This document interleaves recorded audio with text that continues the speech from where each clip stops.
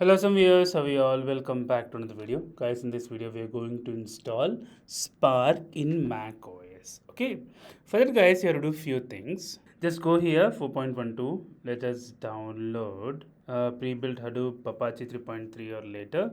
Just download this Spark 3.5.8 bin.tjc. Click on this. Click on that. Now it will start downloading process. As you can see here, downloading is starting here 383 MB. So let me open the terminal.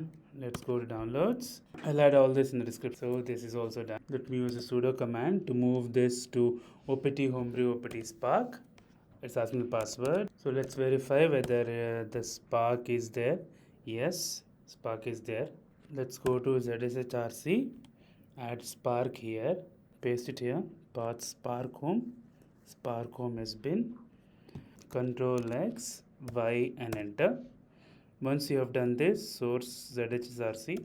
Let me echo spark home. Yes.